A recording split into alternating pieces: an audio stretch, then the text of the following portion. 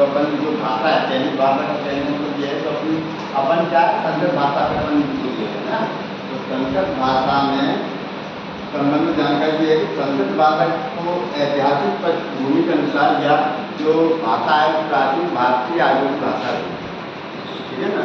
और या 2000 ईसा वर्ष पूर्व भूल जाती के द्वारा, है ना।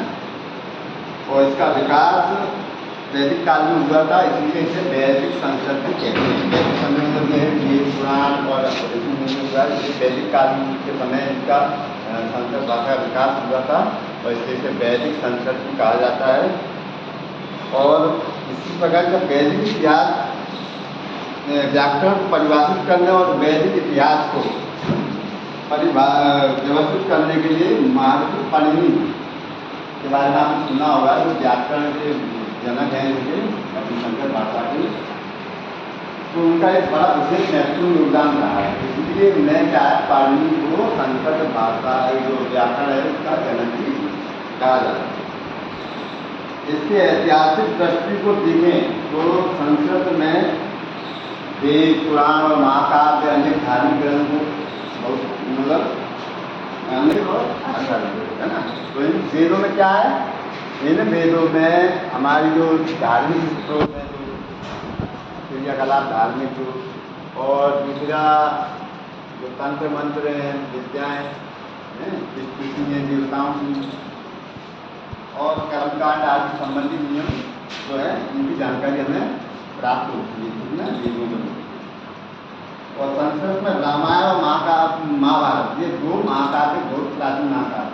ऐसे तो और भी महाकाव्य हैं और अन्य जो ऋषि हैं उन्होंने मतलब जो रचनाकार थे उन्होंने अन्य महाकाव्य भी अपने लिखे बाद में।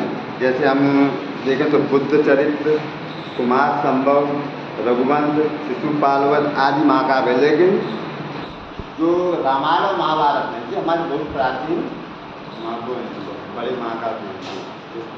तो आपने देखा रामायण जो महाकाव्य को किसी द्वारा लिखी वाल्मीकि, और महाभारत है वो व्यास के द्वारा ये। तो और सबसे बड़ा महाकाव्य है वो हमारा महाभारत है।